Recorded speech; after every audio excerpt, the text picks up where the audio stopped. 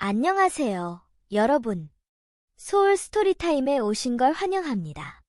오늘은 고자쿠라 스즈 작가의 내일을 당신에게 주고 이것은 나의 마지막 연애 편지를 시작합니다. 사랑과 작별의 마음이 담긴 이야기를 함께 들어볼까요?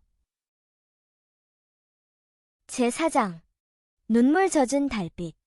열린 교실 창문으로 불어드는 바람은 상쾌하지만 차갑고 맑은 하늘에는 하얀 베일에 감싸인 것처럼 어슴푸레한 해가 아직 낮은 위치에서 빛을 발하고 있었다.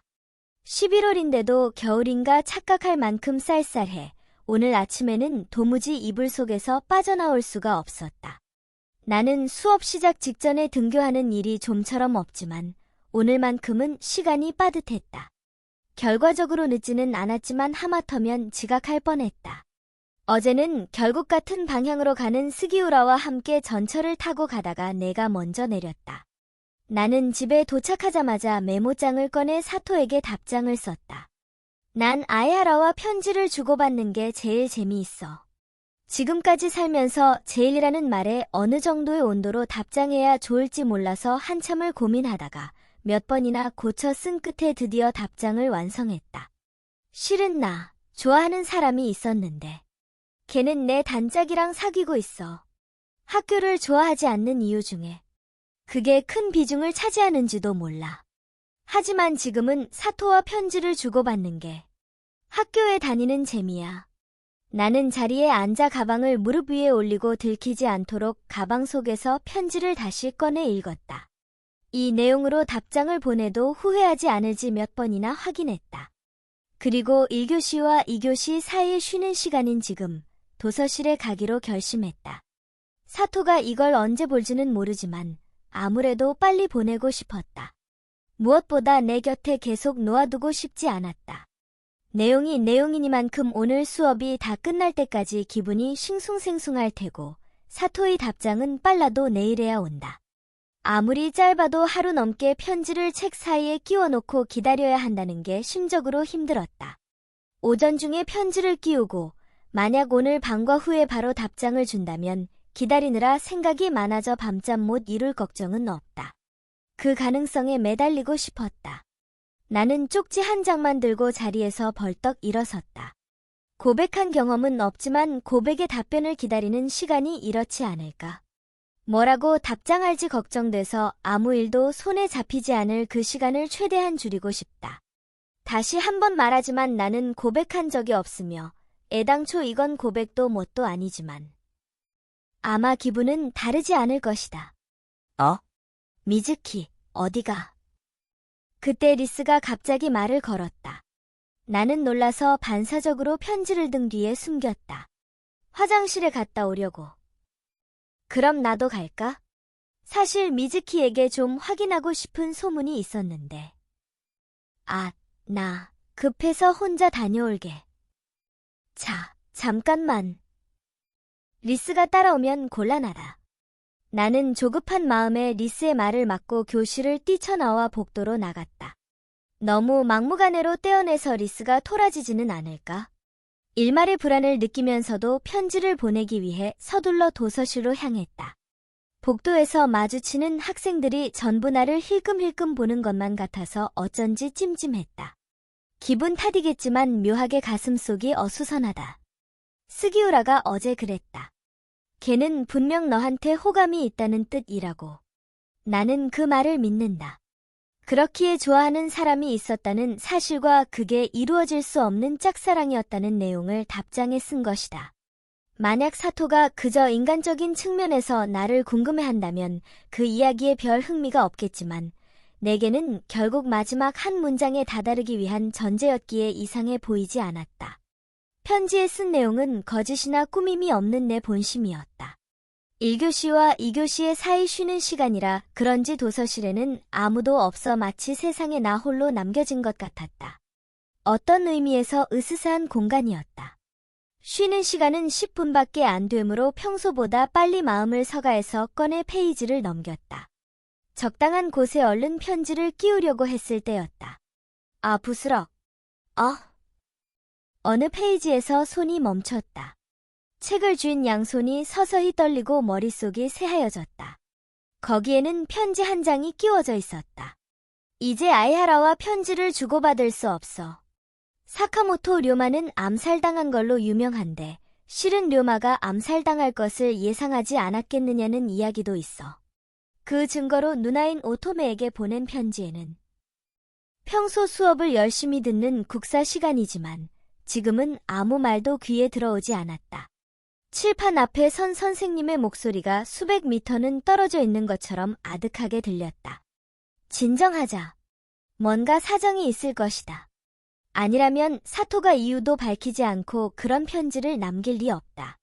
갑자기 편지를 주고받을 수 없게 된 건 책상 속에 넣어둔 사토의 편지를 몇 번이나 다시 보며 다양한 가능성을 고민해보고 제멋대로 상상을 펼쳤지만 사토의 마음은 전혀 읽을 수가 없었다. 힘없는 글씨가 눈에 들어올 때마다 누군가가 가슴을 꽉 움켜쥔 것처럼 아팠다. 슬프다기보다 어째서? 라는 답답한 의문이 머릿속을 내달렸다. 이 아픔은 뭘 나타내는 걸까? 그 감정이 명백한 형태와 이름을 가지고 바로 내 앞에 다가오는 것 같았다. 난 사토를 좋아하는 걸까? 머릿속에 떠오른 생각을 애써 떨쳐냈다. 아니, 그럴 리 없다. 얼굴도 목소리도 모르는데 그런 일이 있어서는 안 된다. 나는 사토에 대해 아무것도 모른다. 사토라는 성씨 말고는 정말로 아무것도 모른다. 그래서 질문을 할 방법도 없는 것이다. 편지를 교환할 수 없다고 하면 거기서 끝이다. 설령 편지를 써서 책에 끼워 놓아도 답장이 오지 않으면 의미가 없으니까. 편지 교환은 역시 상대가 있어야 성립하는 법이다. 그러니 역시 잠깐 편지를 주고받았을 뿐인 상대와 사랑에 빠진다는 건 이상하다. 누구에게도 밝힐 수 없는 일을 털어놓고 마음을 나누었기에 특별하게 느꼈을 뿐 분명 그렇다. 딩동댕동. 깜짝 놀라 고개를 들자 시계바늘이 오전 수업이 끝나는 시각을 가리키고 있었다. 어느 틈에 끝난 걸까? 생각에 빠지면 평소 길게만 느껴지는 50분 수업도 순식간이다. 나는 한숨을 쉬고 책상 옆에 걸어둔 도시락에 천천히 손을 뻗었다. 미즈키. 그때 머리 위에서 나지막한 목소리가 들려서 올려다보자 가이토가 서 있었다. 지금까지 가이토가 점심시간에 내 자리로 온 적은 없었으므로 나는 어쩔 줄 모르겠는 기분으로 물었다. 뭔가 급한 용건이라도 있는 걸까? 아무 용건도 없이 내 자리에 오지는 않을 테고 그냥 잡담이나 할 거라면 방과 후도 상관없을 텐데. 나는 가이토의 행동에 의아할 수밖에 없었다. 무표정한 가이토의 입에서 의외의 말이 튀어나왔다. 단도직입적으로 물을게. 어제 스기우라 도마랑 같이 집에 갔어? 스기우라. 나도 모르게 눈이 커졌다. 아, 응, 맞아. 가이토가 왜 그걸 확인하는 걸까 당황스러웠지만 나는 태연하게 고개를 끄덕였다. 내 반응에 한순간 놀라던 가이토의 표정이 바로 험악하게 바뀌었다. 미즈키, 스기우라와 친했어? 아니, 친하다기보다는. 친구는 아니지만 생판남도 아닌 스기우라와의 관계를 정확히 설명하기가 어려워서 말문이 막혔다. 그때 가이토 뒤로 도시락 가방을 들고 내 자리로 오는 리스가 보였다. 딱히 중요한 이야기도 아닌데 가이토는 대체 뭘 알고 싶은 걸까? 둘이 사귀어? 엥? 내 목소리가 아닌 것 같은 괴상한 목소리가 튀어나왔다. 의아한 나머지 나는 눈살을 찌푸린 채 되물었다. 아니, 갑자기 무슨 말이야? 둘이 손잡는 걸 봤다는 소문이 돌아. 나도 어제 동아리 활동 시간에 너희 둘이 같이 가는 모습을 봤고. 스기우라 이 자식이 장난삼아 그런 짓을 하니까. 이상한 헛소문이 퍼졌나 보다. 나는 어처구니가 없는 한편으로 그때까지의 모든 일이 비로소 이해됐다. 오전에 리스가 내게 확인하고 싶은 소문이 있다고 한 것도, 복도에서 다른 아이들의 시선이 내게 집중되는 느낌을 받은 것도 내가 문제아인 스기우라와 함께 집에 가는 게 목격됐기 때문이다. 게다가 손을 잡았다는 옵션까지 추가. 몹시 불쾌한 건 변함없지만 순식간에 소문이 퍼져서 내가 주목받는 것도 무리는 아니겠다 싶었다. 그보다 문제는 왜 가이토가 이렇게 반쯤 추궁하다시피 어제 일을 묻느냐는 것이다. 안 사귄다니까? 자, 이제 이 이야기는 끝. 리스가 가이토 뒤에서 우리 대화가 어떻게 흘러갈지 불안해하며 지켜보고 있길래 나는 이야기를 억지로 끝내려고 했다. 하지만 역효과만 불러일으켰는지 가이토는 불만스러운 듯 목소리를 높여서 말을 이었다. 사귀지도 않는데 손을 잡다니 이상한 거 아니야? 걔가 장난으로 그런 거야. 깊은 의미는 없어. 나는 차분하게 변명하면서도 속으로는 초조했다. 리스는 우리 대화에 끼어들지 못하겠는지 입을 살짝 다문 채 가이토 뒤에 우두커니 서 있었다.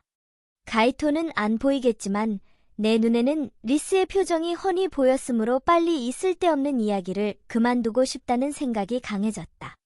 대체 왜 문제 아니 뭐니 말이 많은 놈과 어울리는 거야? 너답지 않게. 나다운 게 뭔데? 가이토의 말에 지금까지 미소를 유지하던 나도 조금 짜증이 났다. 가이토는 도대체 무슨 말을 하고 싶은 걸까? 너 요즘 아무래도 이상해. 나도 자꾸 피해 다니잖아. 어째선지 화제가 전환되며 가이토의 목소리에 점점 힘이 들어가자반 아이들이 조용해진 게 피부로 느껴졌다.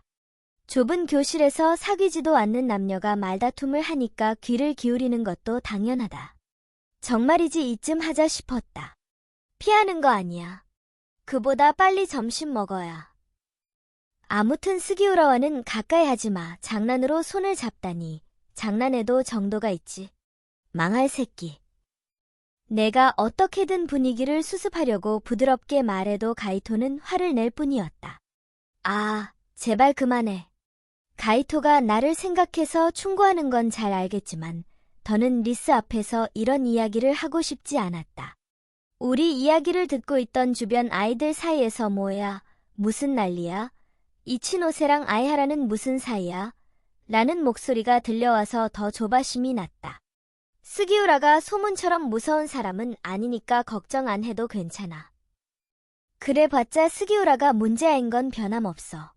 너랑 얽히지 않았으면 좋겠어. 내가 누구랑 친하게 지내든 너랑은 상관없잖아. 결말이 나지 않고 계속되는 응수에 지친 나머지 나도 가이토의 말에 욱해서 쏘아붙였다. 당연히 상관있지. 넌 내 소꿉친구니까. 나한테 소중한 사람이라고. 뭐야? 그게. 원래 같았으면 기뻤을 텐데 왠지 지금은 그 말이 듣기 싫었다. 단념했다지만 내내 짝사랑해 온 가이토가 소꿉친구라는 전제를 달았다고는 해도 내가 소중하다고 말하며 나를 걱정해주고 있으니 지금까지의 나였다면 세상 행복했을 것이다. 하지만 지금은 가이토의 태도와 말이 전혀 달갑지 않았다. 솔직히 내버려뒀으면 좋겠다는 마음이 더 강했다. 하나도 안 기쁘니까 그런 소리 하지 마. 내가 고개를 돌리자 가이토는 더욱 격앙되어서 다그쳤다. 우리가 몇 년이나 함께 지냈는 줄 알지? 내가 상처받는 건 싫다고. 더는 안 된다. 나는 가이토에게 날카로운 시선을 던지며 입을 열었다. 조금은 리스의 마음을 생각. 거기까지 말했을 때였다. 떨그럭. 리스가 놓친 도시락 가방이 바닥에 떨어졌다.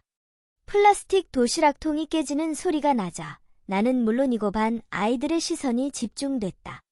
주변은 안중에도 없던 가이토도 이때만큼은 정신이 들었는지 뒤를 돌아보았다. 흑. 리스가 조용히 흐느꼈다. 천진난만하고 늘 밝게 웃는 리스가 서글프게 찡그린 얼굴로 투명한 눈물을 흘리고 있었다. 나는 리스가 우는 걸 처음 보았다. 어쩌지? 어쩌면 좋지. 리스는 교복 소매로 대충 눈물을 훔치고 그대로 몸을 돌려 교실을 빠르게 뛰쳐나갔다. 아, 리스. 얼른 쫓아가려고 한 발짝 내디뎠을 때 검은 형체가 내 옆을 재빨리 스치고 지나갔다. 리스. 잠깐만. 가이토였다. 방금 전까지만 해도 나에 대한 걱정으로 머릿속이 가득했을 가이토가 안색이 변해서 리스를 쫓아갔다.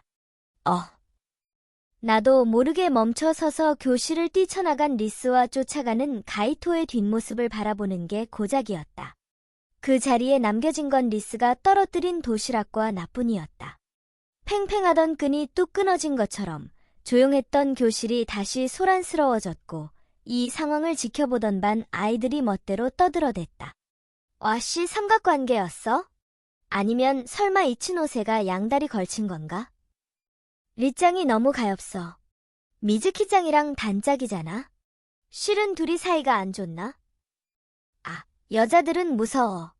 근데 나나세가 오는 거 처음 봤는데 역시 예쁘더라. 이치노세랑 헤어지면 나나세를 노려볼까? 어쭈? 내 수준으로는 무리지. 여기는 대체 뭘까? 몇십 명이 모여있는 교실에서 나만 외톨이가 된 느낌이었다. 반 아이들의 수군거림이 전부 나를 욕하는 소리로 들렸다. 모두 나를 비난한다. 그만해. 나를 보지 마.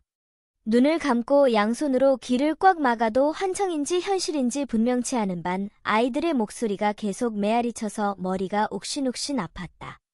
더는 교실에 있을 수 없어서 납덩이처럼 무거운 다리를 움직여 교실을 나섰다. 나는 평소 늘 리스와 책상을 붙이고 도시락을 먹는다.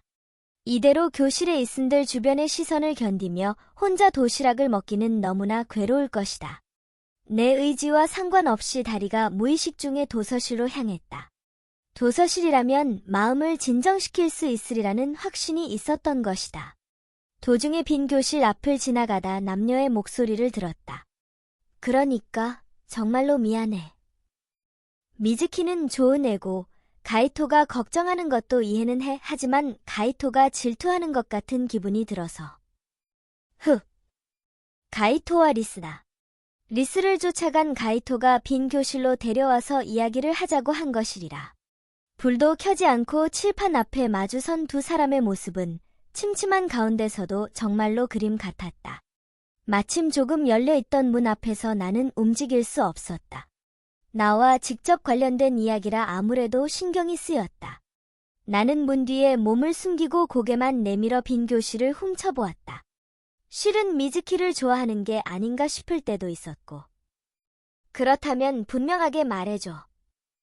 리스는 눈물을 글썽이며 가이토에게 말했다. 솔직히 방금 전 가이토의 태도에는 나도 놀라지 않을 수 없었다. 그냥 소꿉친구치고는 노골적으로 감정을 드러내며 기를 쓰는 모습이라 지금까지 본 적 없는 가이토의 또 다른 면을 본 느낌이었다. 하지만 나는 가이토의 심정을 손바닥 들여다보듯이 잘 안다. 분명 나와 똑같을 테니까. 그건 절대 연애 감정이 아니라 소꿉친구에 대한 집착이다.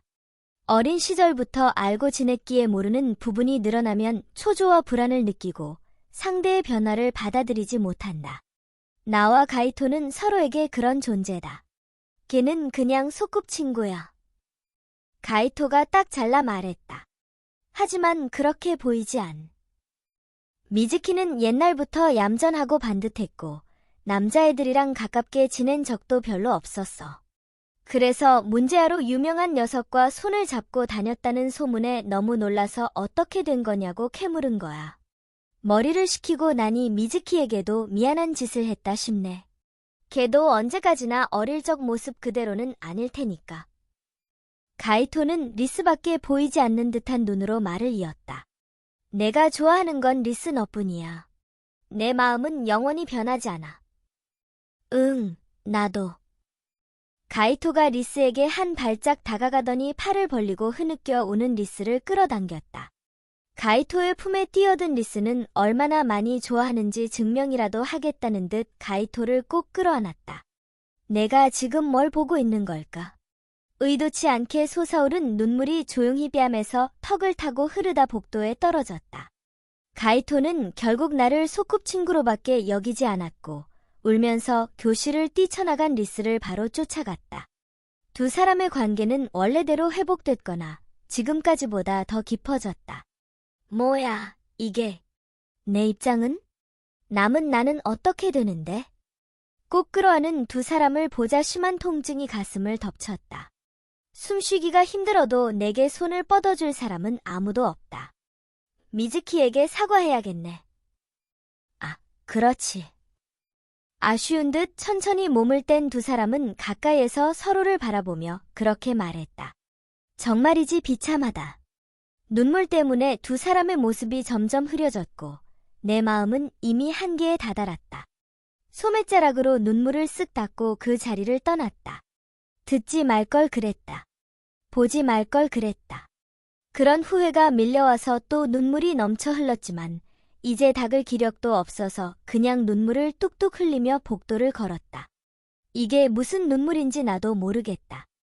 나는 아직 가이토를 포기하지 못한 걸까?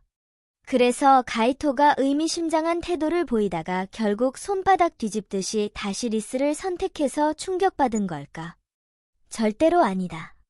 왜냐하면 스기우라 일로 가이토가 나를 닥달했을 때 뒤에서 서글프게 고개를 숙인 리스를 보고 단 한순간도 쌤통이라고 여기지 않았으니까.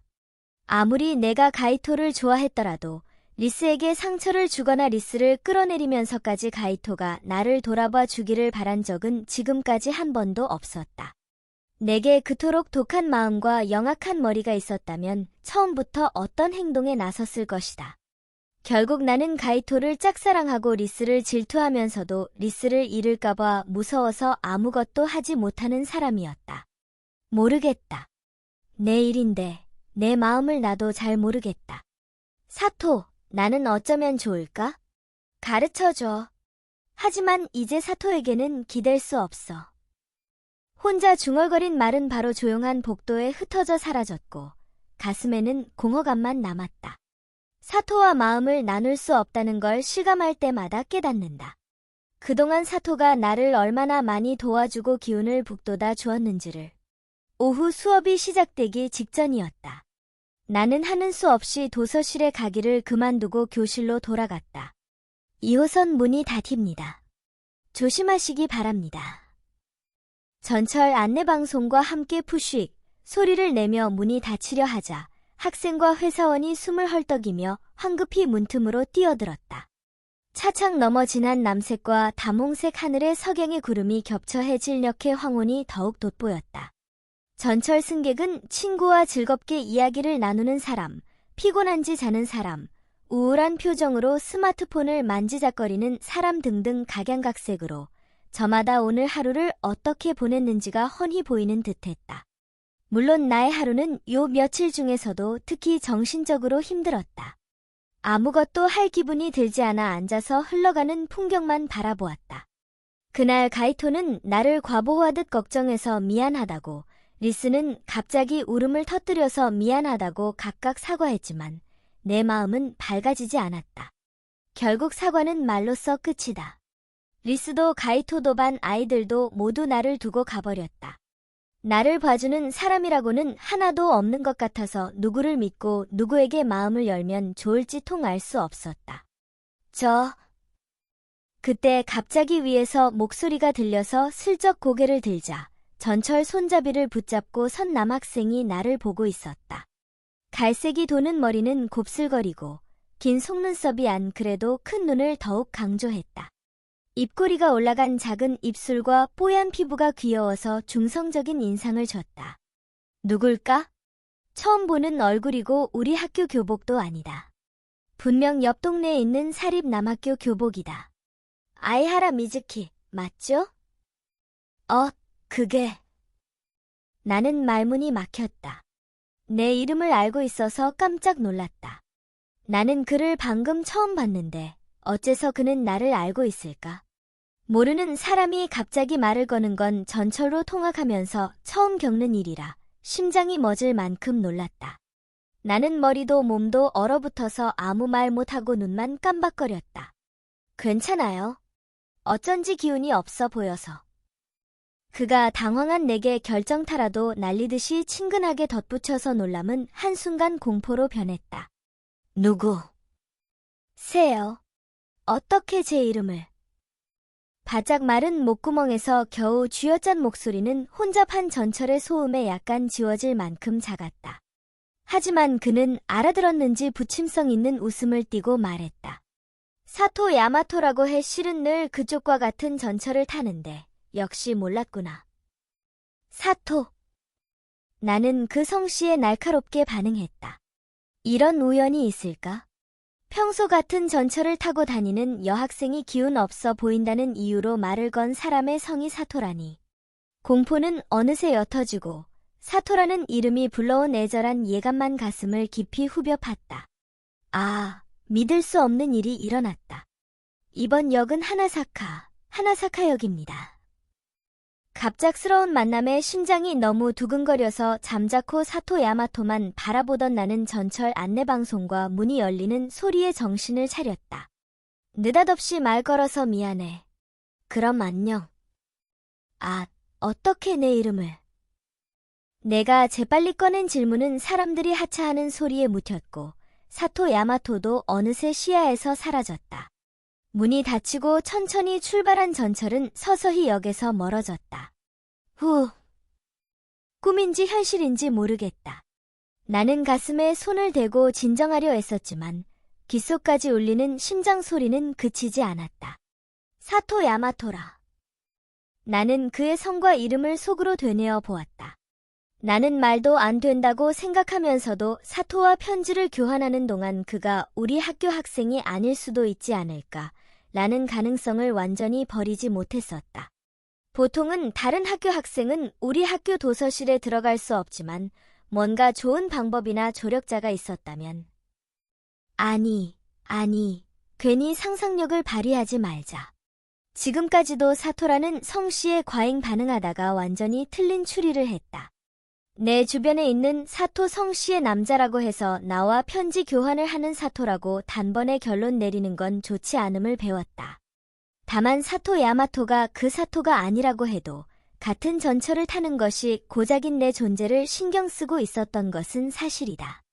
리스처럼 미모가 대단하지도 않건만 다른 학교 남학생이 나를 기억하다니 놀라웠다.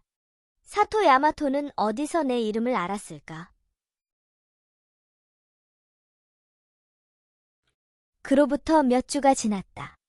달리 특별한 일은 없었지만 그렇다고 해서 완전히 평온하다고는 할 수 없는 나날이 이어졌다. 예전 같은 태도로 리스를 대할 수가 없어진 것이다. 리스가 가이토와 사귀어서 질투나는 게 아니라 슬픈 일이 있어도 리스에게는 바로 손을 뻗어주는 사람이 있다는 사실이 나를 옥죄었다. 딱히 단짝인 내가 아니더라도 가이토, 사쿠라, 마이 등 리스에게는 남녀불문하고 손을 뻗어줄 사람이 많다는 것이 더욱 괴로웠다. 나는 리스가 말을 걸어도 웃지 않고 무뚝뚝한 태도로 대답했다. 그 때문에 우리는 거북한 분위기로 같이 점심을 먹거나 이동 수업을 받으러 가곤 했다. 그렇다고 싸운 건 아니므로 리스를 완전히 피하며 따로 다닐 수도 없는 노릇이라 우리는 기묘한 하루하루를 보냈다. 아니, 우리라기보다 나라고 하는 편이 옳을지도 모르겠다. 리스는 내가 아무리 무뚝뚝하게 대해도 지금까지와 다름없이 상냥하게 말을 건다. 리스를 거부하고 분위기를 어색하게 만드는 건 결국 나뿐이다. 미즈키, 나 오늘 동아리 활동 쉬는데 같이 쇼핑 안 갈래? 미안. 볼 일이 있어서. 그렇구나. 그럼 어쩔 수 없지. 주말에는 언제 시간 나?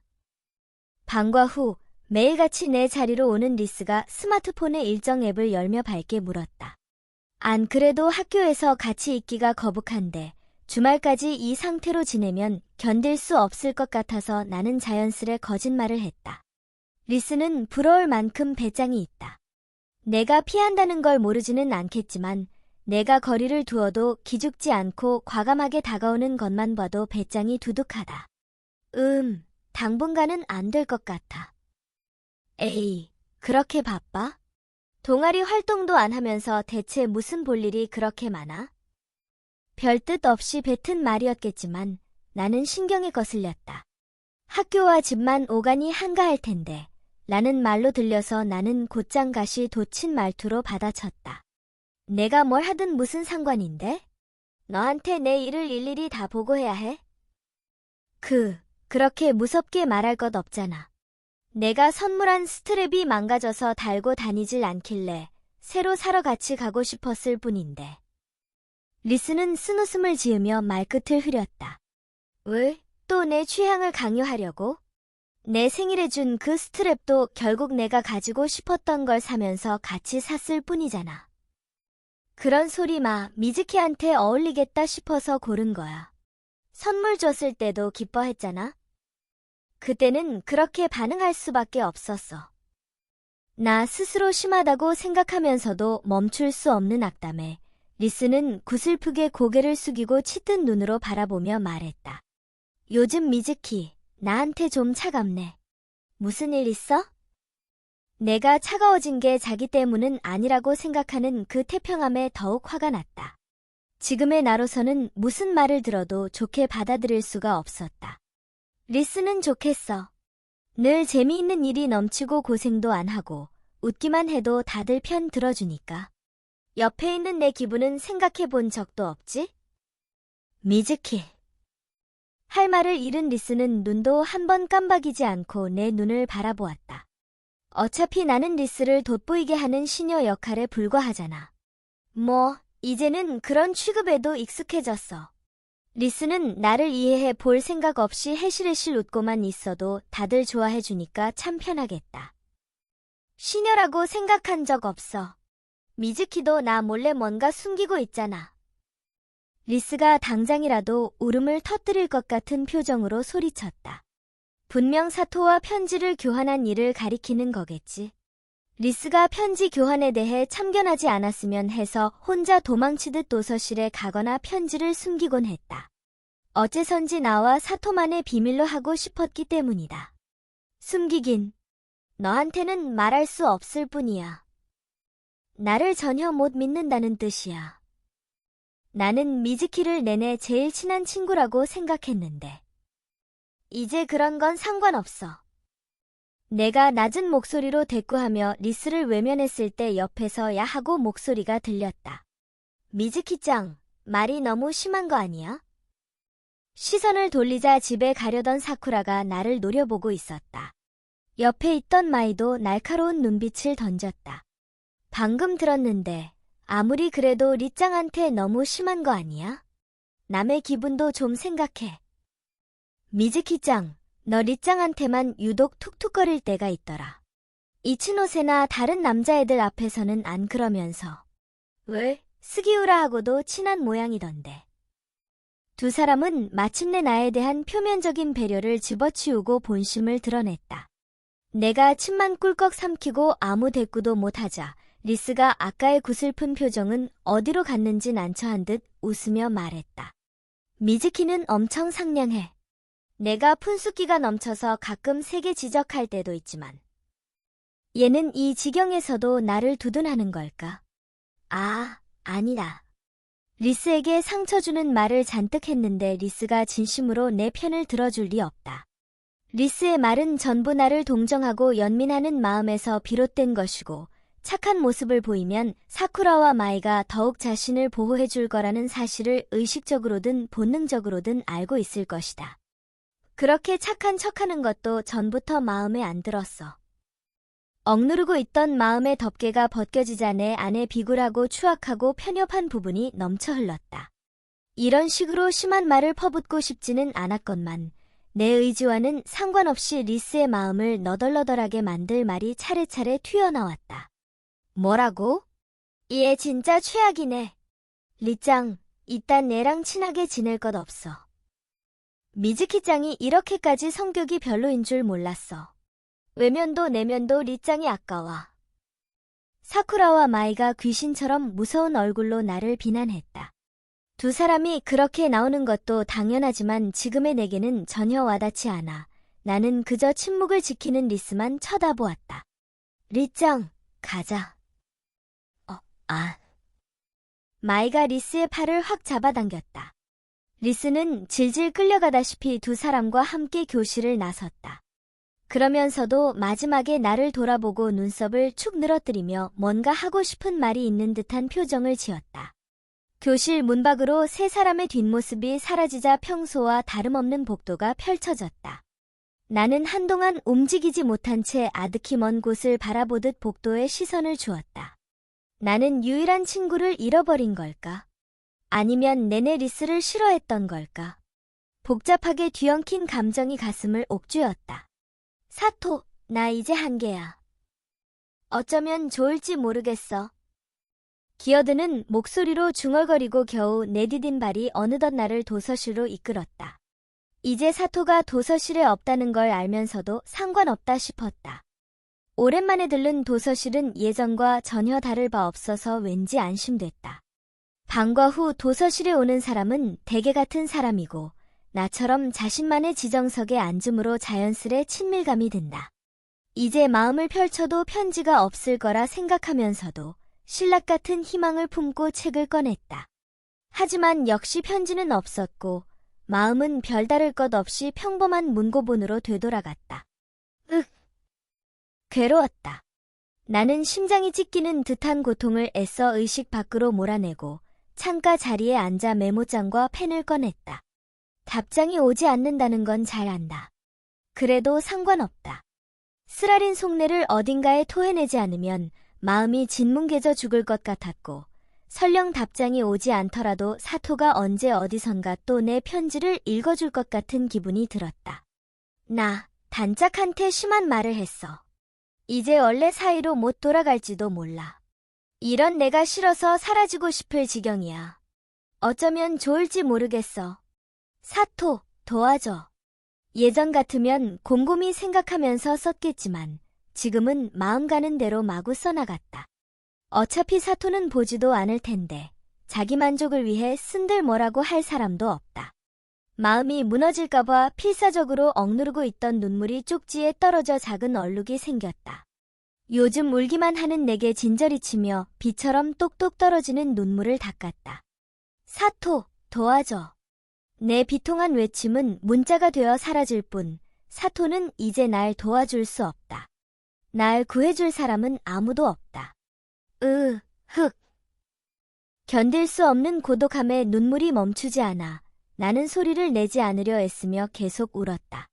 엉망이 된 얼굴로 편지를 들고 마음이 있는 서가로 갔다. 그러다 서가 안쪽에서 뻗어나온 다리를 보고 놀라서 다가가자 스기우라가 카페투이 깔린 바닥에 앉아 꾸벅꾸벅 졸고 있었다. 얘는 정말로 여기서 땡땡이를 치고 있는 것이다. 믿기지 않는 기분으로 물러가려 했을 때 스기우라가 하고 소리를 내며 눈을 떴다. 어라, 아이하라. 아직 잠이 덜 깼는지 스기우라는 흐리멍덩한 눈으로 나를 보면서 꼬인 발음으로 내 이름을 불렀다. 매서운 평소 인상에서는 상상도 안 될 만큼 귀여운 표정이었지만 지금은 눈꽃만큼도 두근거림을 느낄 수 없었다. 벌써 수업 다 끝났나? 빨리 집에 가. 나는 스기우라를 상대할 기력조차 남아있지 않았기에 짤막하게 대답하고 발걸음을 돌렸다. 야, 잠깐만. 그러자 완전히 잠이 깬 스기우라가 벼랑간 내 손목을 잡았다. 그 감촉에 어깨를 움찔하며 돌아보자 스기우라가 똑바로 쳐다보며 다정하게 물었다. 아이하라, 울었어? 안 울어. 손이나 놔. 내가 이런 상황에 빠진 원인을 따지자면 스기우라가 불씨를 제공했다고 해도 과언이 아니다. 그런데도 얘는 또 금방 스킨십을 시도한다. 뭐, 캐묻진 않겠다만 너 지금 얼굴 상태 심각하니까 이거나 가져가. 스기우라는 그렇게 말하며 옆에 있던 자기 가방에서 손수건을 꺼냈다. 내 얼굴이 얼마나 심각하기에 그럴까 하고 생각하면서 받아든 손수건을 보자 그만 눈물이 쑥 들어갔다. 이거. 나랑 안 어울린다고? 꽤 옛날에 도서실에서 자고 있는데 침이라도 흘렸는지 일어나 보니까 옆에 있더라. 누가 두고 갔는지는 모르겠지만 어떻게 봐도 여성용이니까 너 줄게. 스기우라가 아무렇지도 않게 설명하는 말이 귀에 전혀 들어오지 않았다. 나는 그저 하얀 레이스가 달린 손수건을 꽉 움켜쥐었다. 이 손수건은 내 것이다. 내가 제일 좋아하는 손수건이었지만 어느 날 잃어버렸다. 물론 난 이걸 스기우라에게 준 기억이 없다. 대체 누가 어디서 이 손수건을 손에 넣었고 왜 스기우라에게 준 걸까? 야, 왜 그래? 아니, 아무것도 아니야. 정신을 차리고 고개를 번쩍 들자 마침 창문으로 교문이 보였다. 그 순간 하는 희미한 목소리와 함께 교문에 내 시선이 붙박였다. 교문에 사토 야마토가 혼자 서 있었다. 심플한 검은색 블레이저를 입은 학생들 사이에서 선명한 감청색 넥타이와 회색 체크문의 바지 차림이 워낙 돋보여 하교하는 학생들의 관심이 집중되고 있었다. 주변을 두리번 둘러보는 사토 야마토는 누군가를 기다리는 것처럼 보였다. 내 시선을 줬던 스기우라가 문득 미심쩍다는 듯 고개를 갸우뚱했다. 설마 너 저기 서 있는 녀석이랑 아는 사이야? 아는 사이라기보단 요전에 전철에서 제가 말을 건 게 전부야. 우와, 진짜? 그런 일이 실제로 있구나. 스기우라가 아주 의외라는 표정으로 놀라길래 무시당한 것 같아서 나는 조금 울컥했다.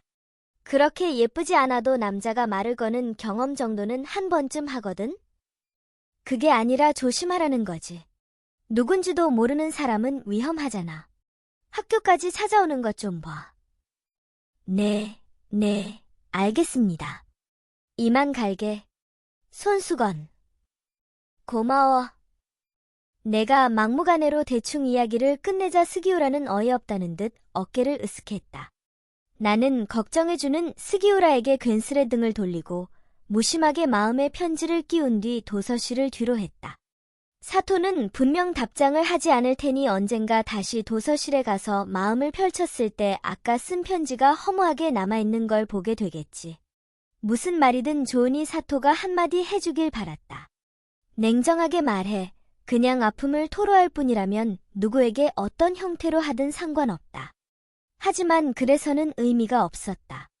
사토를 대신할 사람은 없다. 사토가 아니면 안 된다는 마음이 강해지자 편지를 주고받을 수 없다는 사실이 가슴을 더욱 조여왔다. 나는 왜 사토 야마토가 교문에 서 있는지 궁금해져 얼른 본관 출입문에서 실내화를 단화로 갈아 신고 밖으로 나갔다. 가로수길을 걸어 교문을 빠져나온 나는 홀로 멈춰 섰다. 사토 야마토는 이미 없었다. 나무에서 떨어져 눈앞에 횡단보도에 내려앉은 낙엽을 자동차가 무참하게 짓밟고 지나갈 뿐이었다. 어디로 사라진 걸까?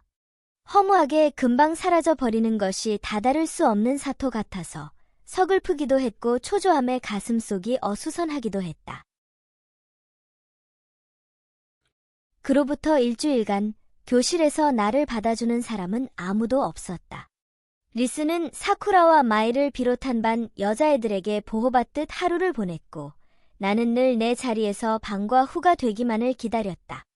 리스가 가끔 나를 걱정스레 바라보는 것처럼 느껴졌지만 그렇게 심한 말을 퍼부어 놓고 내가 먼저 말을 걸 자격은 없다는 생각에 나는 리스에게 관심을 끊었다. 리스도 더는 내게 다가오려 하지 않았다. 역시 리스와 늘 둘이 지냈던 만큼 처음에는 혼자 지내기가 어색하고 주변의 시선도 신경 쓰였지만 일주일쯤 지나자 그런 생활에도 익숙해졌다. 반 아이들도 분위기로 싸웠다는 걸 눈치챘는지 캐묻지 않았다. 설사 무슨 일인지 궁금한 사람이 있더라도 100% 리스에게 물어보겠지. 나는 학교를 졸업할 때까지 이렇게 고독하게 지낼지도 모른다.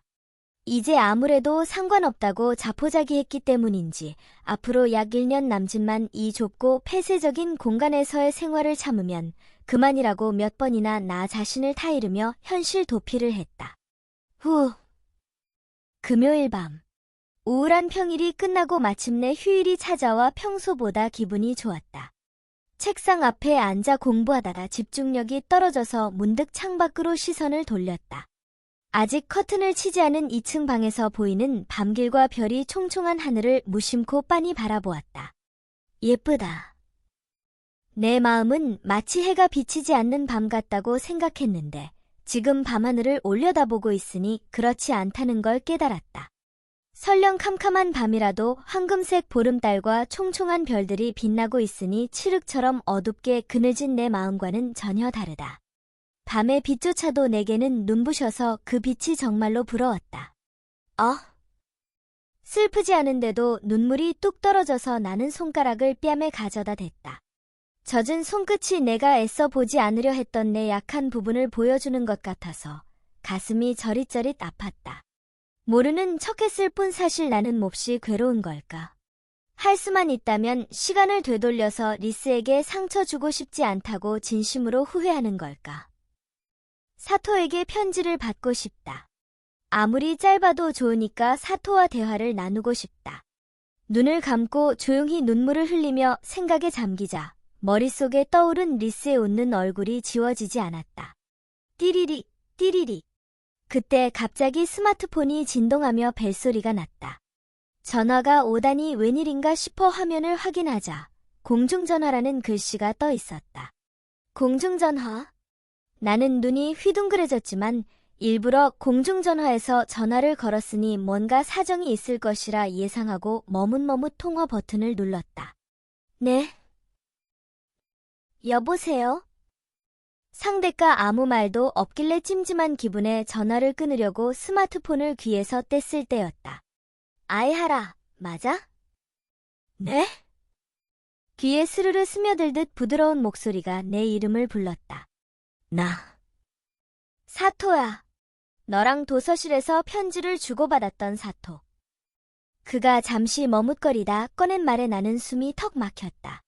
아니, 사토라니. 깜짝 놀랐어? 미안해. 내가 괴로워한다는 걸 알고 나니까 도저히 내버려 둘 수가 없었어. 아. 사토가 전화를 했다니 꿈인지 현실인지도 모르겠고 도무지 믿기지 않는 기분이었다. 가슴이 벅차 말문이 막혔다. 괜찮아. 자신을 너무 탓할 필요는 없어. 아이하라가 마음을 쓰기에 따라 앞으로 얼마든지 달라질 수 있을 거야.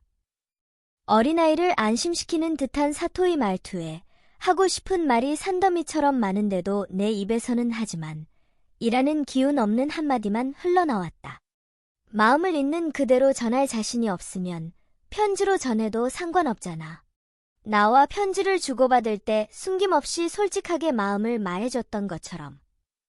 사토는 과거를 그리워하듯이 말했다. 사토가 나를 그렇게 봐줬다는 게 행복한 한편으로 편지 교환이 이미 끝났음을 다시 실감하게 돼서 참을 수 없이 슬펐다. 주변을 신경 쓰지 말고 그 단짝만을 보고 속을 터놓는 건 어때? 분명 걔도 아이하라를 소중히 여기고 있을 거야.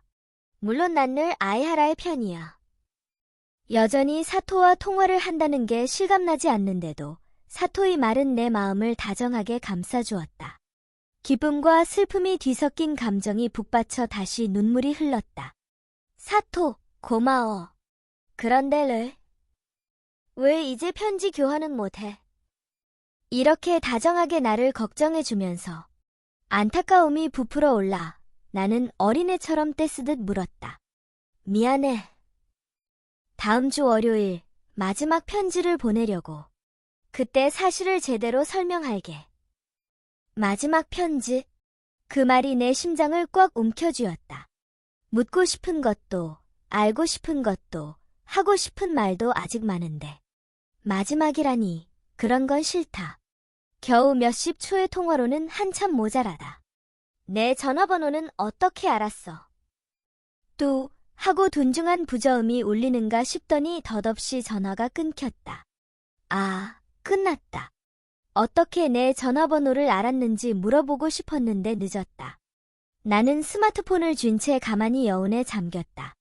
정말로 사토였다. 처음으로 대화를 나누었다. 그는 편지와 다름없이 태양처럼 올곧은 사람으로 내 캄캄한 마음의 길잡이가 될 빛을 비추어 주었다. 내가 구렁텅이에 빠져 있을 때만 도움을 주다니 정말 얄밉기도 하다. 어쩌나 계속 못 본 척했던 마음이 한계를 맞은 듯 가슴속에 철철 넘쳐 흘렀다. 나는 사토를 좋아한다. 분명 지금보다 훨씬 전부터 좋아했다. 배려심 있고 든든하고 내 약한 부분까지 받아주는 사토를 어느새 사랑하게 된 것이다. 어디 사는 누구인지도 모른다거나 모르는 점이 많다거나 이제 그런 핑계로는 내 마음을 뿌리칠 수 없다. 도망쳐도 사토를 사랑하는 마음만은 분명히 남는다. 이 기분이 어느 곳으로 흘러갈지는 나 자신도 모르지만 인정하고 받아들인 것만으로도 조금은 마음이 가벼워졌다. 사토 덕분에 해야 할 일도 보인 것 같아서 나는 앞을 바라보며 결심을 굳혔다. 그리고 공교롭게도 방금 잠깐 통화하면서 중대한 실마리를 들었다. 너무나 믿기 어려워서 부디 착각이기를, 우연이기를 절실히 바랐다. 사토의 목소리 저편에서 들린 것은 소라가오카 종합병원의 금일 면회 시간은 오후 8시부로 종료되었습니다. 라는 기계적인 여자 목소리의 안내방송이었다. 병원에 있다고 해서 꼭 환자라고는 할 수 없다. 환자더라도 몸이 조금 안 좋을 뿐인지도 모른다. 아직 꿈꾸는 기분에 취해 있는 나를 밝은 달과 별자리가 밤하늘에서 지켜보고 있었다. 무심코 두 손으로 팔을 감싸 안을 만큼 쌀쌀한 12월 오후, 역 앞 공원에는 옷을 단단히 껴입은 사람들이 드문드문 눈에 띄었다. 공원이라지만 미끄럼틀이나 그네 등의 놀이기구가 있는 건 아니고 시계탑과 분수, 원형으로 배치된 벤치가 나무에 둘러싸여 있을 뿐이라 광장이라 불러야 어울릴 법한 곳이다. 추위를 견디기 힘들어 모두들 따뜻한 집에 틀어박혀 있는 건지 비도 내리지 않건만 공원은 평소보다 한산했다.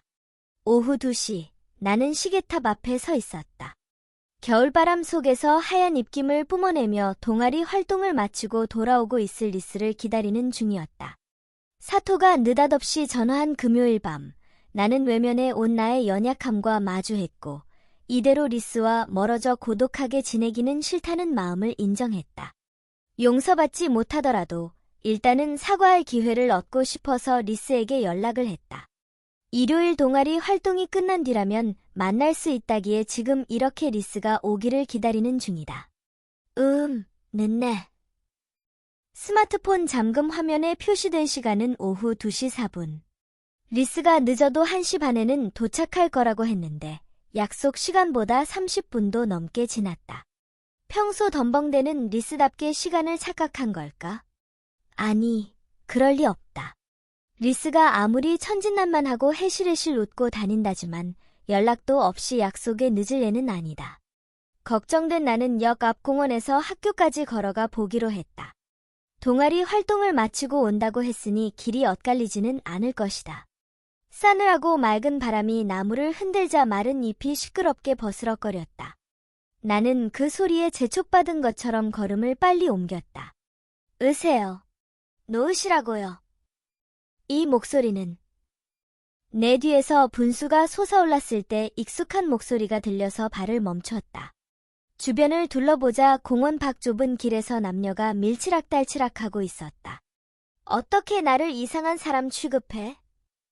내가 너한테 얼마나 잘해줬는데? 난 당신 몰라요. 대체 누구세요? 리스였다. 리스가 어떤 남자에게 팔을 붙잡힌 채 인상을 쓰고 있었다. 나는 깜짝 놀라서 두 사람에게 달려갔다. 뭐 하는 거예요? 미즈키. 리스는 내 얼굴을 보자마자 도움을 청하듯 애타게 내 이름을 불렀다. 절박한 표정에 나도 마음이 급해져 남자의 얼굴을 무섭게 노려보았다. 어라. 낯익은 얼굴 앞에서 나는 입을 벌린 채 어리벙벙해지고 말았다. 사토. 야마토. 아, 미즈키. 아는 사람이야? 눈시울이 붉어진 리스가 어리둥절한 표정으로 물었지만 충격에 휩싸여 사태를 파악하지 못한 나는 아무 대답도 하지 못했다. 난 말이야, 나나세를 잘 알아. 나나세의 친구라면 친절하게 대해야겠다 싶어서 요전에 아이하라에게 먼저 인사했지. 그런데 나나세가 날 싫어하다니 놀랐어. 사토 야마토는 멍한 눈으로 말했다. 그 광기 어린 분위기가 섬뜩해서 나와 리스는 동시에 부르르 몸을 떨었다. 나한테 말을 건 건 리스의 친구라는 걸 알고 있었기 때문인가요? 그렇지. 주눅드는 기색 하나 없이 고개를 끄덕이는 사토 야마토를 보자 어리석게도 잠깐이나마 나에게 편지한 사토라고 착각한 걸 자책하는 마음과 리스를 위협한 것에 대한 분노가 솟구쳤다. 지난번 교문 앞에 서 있었던 것도 분명 리스를 기다렸던 것이리라. 완전히 스토커 아닌가. 난 상관없지만 리스에게만은 해코지 하지 마. 얘를 울렸다가는 가만두지 않겠어. 나는 두려움에 주저하면서도 리스를 위해 강하게 위협했다. 하지만 여자인 내가 아무리 화를 내도 사토 야마토는 여유로운 표정으로 입 다물고 있을 뿐이었다. 그렇다면 싸움을 잘하는 친구가 있는데 지금 부를 거예요. 나는 스마트폰 연락처에 저장된 스기우라 도마를 찾아서 사토 야마토 앞에 척 들이댔다. 그는 조금 놀란 듯 뻣뻣하게 굳은 몸으로 안절부절 못하기 시작했다. 스기우라와 전화번호를 교환한 건 이런 일을 위해서였다. 아마도? 생각났어요. 전에 전철에서 제가 몸 상태가 안 좋아졌을 때 돌봐주신 분. 이죠? 갑자기 옆에 있던 리스가 조심스레 입을 열었다. 그때 정신이 몽롱했던 탓에 잘 기억이 안 나서. 친절하게 대해주셨는데 이상한 사람 취급한 건. 죄송해요. 겁내면서도 사과하는 리스를 보고 사토 야마토는 한순간 울음을 터뜨릴 것 같은 표정을 지었다. 리스와 사토 야마토 사이에 그런 일이 있었던 줄은 몰랐지만 스기우라를 내세울 수밖에 없는 내 무모한 방법보다 리스의 한마디가 몇백 배는 더 사토 야마토의 마음에 와닿은 것 같았다. 기억났어? 네. 사토 야마토는 사무친다는 듯이 얼굴을 찡그리며 고개를 숙이더니 숨을 내쉬며 우리를 똑바로 바라보았다. 기억났다니 다행이네. 무섭게 해서 미안해. 나나세에게 인정받고 싶었어. 남자친구가 있다는 걸 알고 더 속상해서. 결과적으로는 나나세와 아이하라에게 잘못된 짓을 했어. 사토 야마토의 표정은 딴 사람처럼 평온해졌다. 리스가 자신을 기억한다는 것이 사토 야마토에게는 무엇보다 큰 행복인지도 모르겠다. 하지만 자기를 기억 못한다는 사실에 충격받았다고 해서 이성을 잃고 리스를 다그치며 겁준 건 절대 용서할 수 없다. 이제 나나세 앞에도 아이하라 앞에도 다시는 나타나지 않을게. 정말 미안해. 사토 야마토는 속이 후련해진 것처럼 머리를 꾸벅 숙이고 등을 돌려 걸어갔다. 그 뒷모습을 보자 신기하게도 리스가 다시는 사토 야마토 때문에 무서워하지 않아도 될 것이라는 확신이 들었다. 하지만 낯선 사람에게 느닷없이 위협을 당했으니 리스에게는 이 일이 평생 트라우마로 남아도 이상하지 않다. 걱정돼서 리스를 힐끗 살피자 리스는 여전히 두려워하는 눈빛이었지만 그래도 진심으로 안도한 듯했다. 괜찮아? 응. 스토킹을 당했으면 나한테 상의하지 그랬어. 나하고 말할 분위기가 아니었나. 미즈키, 멋있었어. 고마워. 리스는 나와 시선을 마주치며 작게 중얼거렸다. 지금 사과해야 한다. 나는 마음을 단단히 먹고 리스에게 똑똑히 말했다. 저번에 심한 말로 마음 아프게 해서 미안해. 말로는 마음을 잘 전할 자신이 없어서 편지를 썼는데. 읽어줄래? 내가 가방에서 봉투를 꺼내서 건네자 리스는 천천히 받아서 편지를 읽었다. 리스에게 지난번에는 마음 아프게 해서 정말로 미안해. 누구에게나 인기가 많고 매일매일이 즐거워 보이는 리스가 너무 부러웠어. 나 실은 베이킹이나 수혜처럼 아기자기한 취미를 정말 좋아해. 생일에 스트랩을 선물로 받았을 때도 실은 진심으로 기뻤어. 내가 모두에게 인기가 많은 리스의 단짝이어도 될까 늘 자신이 없었어. 언젠가 나 말고 다른 아이와 친해져서 날 멀리할 것만 같아 무서웠어. 그렇게 심한 말을 했는데 용서해 줄 거라고는 생각지 않아. 하지만 난 리스와 단짝이라서 정말 행복했어. 고맙고 미안해. 저기 미즈키. 편지의 시선을 떨어뜨린 채 리스가 내 이름을 불렀다. 나한테 처음으로 말 걸었을 때 뭐라고 했는지 기억해? 기억 안 나는데. 그날 포니테일을 하고 갔었어. 돌아가신 할머니가 만들어주신 분홍색 꽃무늬 머리띠를 뒷자리에 앉은 미즈키가 칭찬해줬었지. 그랬나? 듣고 보니 그랬던 것 같기도 하지만 이미 내 기억은 닳고 바래서 모호해졌다. 워낙 좋아했던 할머니가 돌아가셔서 충격으로 매일 바보처럼 웃으며 지내는 게 고작이었어. 그래서인지 중학생 때는 내숭을 떤다느니 기분 나쁘다는 소리를 자주 들었어. 나도 알고는 있었지만 억지로라도 웃지 않으면 너무 슬퍼서 말이야. 미즈키도 나를 좋게 생각하지 않는다는 건 어렴풋이 눈치챘었어. 늘 폐를 끼쳐서 나야말로 미안해. 리스. 언제나 낙천적이고 아무 생각도 없어 보이는 리스는 내 생각보다 훨씬 섬세하고 사려 깊은 애였다. 눈물을 글썽이고 있자니 마침 고개를 든 리스가 눈물 어린 웃음을 지으며 나를 쳐다보았다. 아까처럼 위험을 불사하고 나를 구하려 하거나 진심으로 내 생각을 해주는 사람은 미즈키뿐이야. 난 앞으로도 미즈키랑 베프로 지내고 싶어. 나는 리스에게 힘껏 몸을 맡겼다. 리스의 목에 팔을 두르고 다정하게 끌어안았다. 리스. 미안해. 다들 리짱이라고 부르는데 나만 리스라고 이름을 부를 수 있어서 기뻤는데 가이토와 사귄 뒤로 걔도 널 리스라고 불러서. 리스가 멀리 가버릴 것 같아서 내내 서운했어. 흑. 눈물이 리스의 어깨에 뚝뚝 떨어졌다. 말하고 나서야 비로소 깨달았다. 내가 리스에게 내내 서운했다는 것을. 리스 곁에 있으면서 열등감과 질투심이 생겼던 건 리스가 내게서 멀어졌다는 거리감을 서운하게 여겼기 때문이었다. 리스는 내 등에 양손을 꼭 대고 귓가에 속삭였다. 미즈키는 의외로 감추는 게 서투르구나. 미즈키가 예쁜 물건을 좋아한다는 건 처음에 말을 걸어줬을 때부터 알고 있었어. 말도 안 돼. 정말이야. 반에서 미즈키가 진짜 자기 자신을 드러낼 수 있도록 내 나름대로 유도했는걸? 어설펐던 탓의 역효과였지만. 미안해. 그랬구나. 이제 감추지 않아도 돼. 우리는 베프니까. 눈을 살짝 감은 나는 눈물을 흘리며 응, 고마워하고 고개를 힘차게 끄덕였다. 리스는 처음부터 나를 잘 이해했고 잘 배려해 주었다. 반면 나는 나밖에 모르고서 리스를 전혀 이해하려 들지 않았다. 이제부터는 리스의 내면을 좀 더 깊이 알아가기로 결심했다. 그 뒤 우리는 공원 벤치에 앉아 많은 이야기를 나누었다. 내가 사토와 편지를 교환한 이야기를 털어놓자 리스는 맞장구를 치면서 끝까지 귀를 기울여 주었다.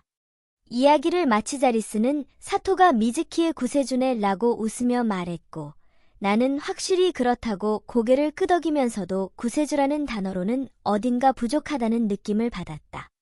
솟아오른 분수의 물보라가 7빛깔 무지개를 그려냈다. 너 실은 별로 성실한 애 아니지? 주말이 지나고 월요일, 나는 도서실에 있었다. 곁에는 지각과 땡땡이 상수범인 스기우라가 앉아 있었다. 아니, 오늘만이야. 온종일 수업을 째다니 아주 불성실한 것 아니냐? 그러니까 오늘뿐이라도. 편지가 언제 올지도 궁금하고 상대가 누구인지도 내 눈으로 확인하고 싶었거든. 그렇다. 오늘은 사토가 전화로 말했던 마지막 편지가 오는 날이다. 상대의 이름은 뭔데? 비밀. 그나저나 언제까지 여기 있을 거야? 몰라. 잠들 때까지겠지. 나는 높게 솟은 서가 사이 통로의 안쪽 구석에 아침부터 방과 후까지 숨어 있을 작정이었다. 그런데 사교시의 스기우라가 나타나서 당황했다. 도서실에서 자주 땡땡이를 친다고는 했지만 오전 수업이 끝날 무렵에야 학교에 온 것도 모자라 교실에 가지 않고 도서실로 직행했으니 과연 문제아라 불릴 만하다. 여기가 진짜 명당이라니까. 옥상은 자물쇠가 걸려 있어서 못 들어가고 보건실은 어떻게 해도 선생한테 들키거든. 도서실은 넓고 사서 할머니한테도 들킬 염려가 없으니까 최고야. 그딴 설명은 됐으니까 빨리 낮잠이나 자다가 교실로 돌아가렴. 목소리를 낮춰 소곤소곤 대화를 나누고 있으니 저 멀리 사서실에 있는 사서 선생님에게 들릴 리는 없었다. 불량함을 자랑하듯 떠벌리는 스기우라를 찡그린 얼굴로 흘끗 보자 스기우라가 내 눈을 몇 초 동안 가만히 들여다보았다. 그럼 재워줘. 뭐? 바닥에 엉덩이를 대고 앉아있던 스기우라가 몸을 움직이는가 싶더니 느닷없이 내 왼쪽 어깨에 머리를 기댔다. 거리가 확 좁아지자 심장이 터질 것처럼 부풀어 올랐고 나는 얼굴이 삶은 문어처럼 뜨거워졌다. 뭐 하는 거야? 스기우라. 깨면 교실에 갈게. 늘 그랬어. 늘이라니. 그렇게 졸리면 집에서 자든가. 머리에 묵직한 감각에 왠지 어깨가 간질간질해서 퉁명스러운 말이 튀어나왔다. 가깝다. 너무 가깝다. 내 마음대로 되지 않고 화끈화끈 열기를 뿜어내는 내 몸을 원망하고 있자니 스기우라가 작게 중얼거렸다. 집에서는 못 자. 응? 눈을 감은 채 내 어깨에 기댄 스기우라의 긴 속눈썹을 나도 모르게 넋 놓고 바라보며 물었다. 나 기립성 조절장애라는 자율신경 실조증이 있거든. 잠을 제대로 못 자고 아침에도 잘 못 일어나. 그래서 약도 먹어. 약물 탓에 수면장애가 생긴 게 아니라 수면장애 때문에 약을 먹는 건가. 주변에 퍼져 있는 소문이 참 제멋대로고 무책임하다는 걸 절실히 깨달았다. 그렇구나. 잘 알지도 못하면서 함부로 말해서 미안해. 내가 바로 사과하자 스기우라가 놀랐는지 머리를 떼고 눈을 크게 뜨길래 나는 고개를 갸웃했다. 왜 그래? 아니, 안 놀라는구나 싶어서. 보통 호들갑 떨지 않나? 사람마다 속에 뭔가 간직하고 있을 테고 주변을 배려해서 그걸 굳이 드러내지 않는 사람도 있을 테니까. 딱히 놀랍지는 않달까. 내 말에 스기우라는 그런가 하고 입을 다물었지만 눈은 기분 좋게 가늘어졌다. 사토를 찾는 가운데 여러 인연을 맺고 충돌을 빚기도 하면서 저마다 고민과 갈등을 품고 있다는 걸 알게 됐다. 내가 콤플렉스와 고독을 품고 있었던 것처럼 어떤 의미에서든 벽에 부딪히지 않는 사람은 아무도 없다. 그런데 원인이나 치료법. 그런 거 물어봐도 돼? 원인은 분명 스트레스일걸. 우리 집 가정사가. 자, 잠깐, 스톱. 그런 민감한 이야기를 나한테 해도 돼? 그렇게 친한 것도 아니니까 억지로 말아주는. 으이구, 이야기해도 되는 상대라고 생각했으니까 말하려는 거잖아. 하지 마. 스기우라가 내 머리를 살짝 쥐어박으려고 하길래 나는 피하면서도 왠지 가슴이 따뜻해졌다. 난 의외로 스기우라에게 신뢰받고 있는 걸까? 그렇다면 기쁘지 않은 건 아니다. 겉으로 티를 내진 않았지만 혼자 그런 마음을 품었다. 그때 스기우라가 천천히 내게서 눈을 돌려 먼 곳을 바라보며 입을 열었다. 부모님이 1살 많은 형이랑 툭 하면 비교했어. 뭘 해도 뛰어난 형을 당해낼 수 없었고 난 혼만 나고 형은 칭찬만 받곤 했지. 부모님이 형한테만 애정을 쏟아서 얼마나 거지 같았는지. 내가 중학교 2학년 때 부모님이 이혼하면서 나는 어머니가 형은 아버지가 데려갔어. 우리 아버지는 꽤 큰 회사의 사장인데 장차 형을 후계자로 삼고 싶었던 거겠지. 요컨대 나는 그냥 거치적거리는 존재였던 거야. 아버지는 나를 일자리도 돈도 없는 어머니한테 떠맡겼어. 스기우라는 과거를 돌이켜보는 듯 눈을 내리깔고 말했다. 어머니가 일하느라 밤늦게까지 돌아오지 않을 때가 많아서 난 늘 혼자 자게 됐지. 그러다 보니 밤에는 좀처럼 잠을 못 이루고 아침에도 못 일어나게 되더라고. 어느덧 수면장애가 생겨서 나도 놀랐어. 스기우라가 상습적으로 지각하고 도서실에서 잠을 청하는 데는 엄연한 이유가 있었다. 학교에 오기 싫어한 것도 일부러 땡땡이를 치는 것도 아니었다. 그랬구나. 다른 사람과 어울리지 않으려는 것도 그래서야? 그렇지. 남과 어울리면 괜히 신경 써야 할 일도 많고 아무래도 혼자가 편하거든. 나와 형을 비교하는 부모님도 별로였지만 나도 그때는 형을 질투해서 형한테 화풀이만 했었어. 어린 시절을 그리워하듯 말하는 스기우라의 옆얼굴은 어쩐지 그때 자신의 행동을 후회하는 것 같았다. 실은 형을 아주 좋아했구나. 엥? 지금 이야기를 듣고도 그런 반응이 나와? 내가 형한테 한 짓이 형편없었대도. 이야기하면서 엿같다느니 질투했다느니 그런 소리는 했지만 형에 대해서는 한 번도 나쁘게 말하지 않았으니까. 내가 그렇게 대답하자 스기우라는 감탄했다는 듯 머리를 벅벅 긁었다. 의외로 예리하네. 전곡을 찔렀어. 나도 비슷한 마음을 품은 적이 있어서 알 것 같아. 세상이 불합리한 건 당연한 일인데 결국은 나 자신이 미숙한 탓에 그걸 핑계 삼아 자기 합리화를 하는 거지. 나는 리스의 얼굴을 떠올리며 말했다. 나는 언제나 어떤 일이든지 리스는 예쁘니까 라는 말로 결론을 내렸다. 하지만 그걸 핑계로 도피해서는 안 된다는 걸 요즘 절실히 느낀다. 지금은 형이랑 안 만나? 응, 고등학교도 형이랑 같이 다니기는 했는데 봄부터 형이 안 보이더라고. 아버지가 해외 부임이니 뭐니 해서 아버지 따라서 전학 간 거겠지. 애당초 형한테 반항만 했던 내가 이제 와서 만나고 싶다고 한들 형이 만나주지도 않을 테고. 형은 나를 싫어할 테니까. 그렇구나. 어쩐지 아쉽네. 그때 스기우라가 갑자기 내 손을 잡아당겨서 나는 무심코 어깨를 움찔하며 스기우라의 얼굴을 마주 보았다. 귓가에 숨결이 닿을 만큼 스기우라가 내게 몸을 바싹 붙였다. 아, 왜 그래? 쉿! 사서 할머니가 서가를 정리하러 왔어. 내 귓가의 속삭이는 스기우라의 목소리에 가슴이 콩닥거렸다.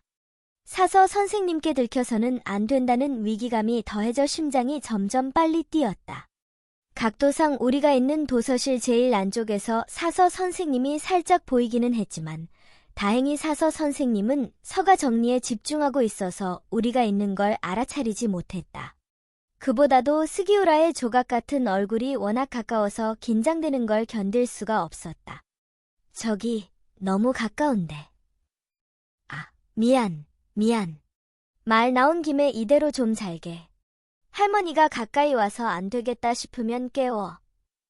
뭐? 스기우라는 또 내 어깨에 머리를 기대고 조용히 눈을 감았다. 제멋대로인 그 태도에 화가 나는 데다 잠든 얼굴마저 숨을 삼켜야 할 만큼 멋져서 약이 올랐다. 아, 잠을 잘못 잔다는 이야기를 들었으니 깨울 수도 없네. 순식간에 수업이 끝났다. 스기우라는 점심시간에 일어나서 나와 함께 젤리 음료로 점심을 때우고 방과 후가 될 때까지 같이 있었다. 결국 안 왔네. 응. 사토를 기다리기 위해 온종일 교실에 가지 않고 도서실에 있었던 나는 기대가 컸던 만큼 실망도 컸다. 사토는 성격이 올곧으니까 반드시 약속했던 대로 오늘 편지를 보낼 것이라고 철석같이 믿었는데 사토는 끝끝내 도서실에 나타나지 않았다.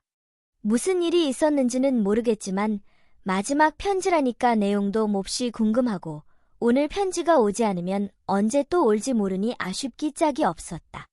실망했냐? 아니, 뭐 그런. 건지도 모르겠네. 오늘이야말로 상대가 누군지 알아볼 수 있겠다 싶어 설레었거든. 뭐, 아직 모를 일이지. 일단 책을 확인해보는 게 어때? 뭐? 스기우라가 벌떡 일어서서 입구에서 가까운 서가로 향했다. 그의 뒷모습이 사라지자 어쩐지 신경이 쓰여서 나도 따라갔다. 아침부터 방과 후인 지금까지 마음을 꺼내는 사람은 한 명도 나타나지 않았다. 그런데 편지가 끼워져 있을 리 없다. 나는 미간의 주름을 잡으며 스기우라의 뒷모습을 바라보았다. 아! 서가 앞에 있던 스기우라가 진지한 표정으로 나를 돌아보았다. 그 표정을 보자 한 줄기 빛이 내 가슴을 뚫고 지나갔다. 스기우라의 손에는 편지 한 장이 쥐어져 있었다. 편지 왔는데? 그럴 리가. 진짜야. 도서실에 온 사람은 아무도 마음을 건드리지 않았는데 편지가 왔다니 말도 안 된다. 이상하다. 당황해서 허둥거리면서도 나는 스기우라 옆에 서서 편지지를 들여다보았다. 이 사람이네. 그때 스기우라가 꺼낸 말과 편지 내용을 나는 절대 잊어버릴 수 없다. 기억에 깊이 각인될 만큼 충격적이고 절망적이며 운명적인 사실이었다. 소울 스토리타임을 시청해주셔서 감사합니다. 오늘의 이야기가 마음에 드셨다면 좋아요와 구독을 눌러주세요. 매주 화요일, 수요일, 금요일, 일요일에 새로운 이야기로 찾아뵙겠습니다. 다음 이야기까지 행복한 시간 보내세요. 그럼 안녕.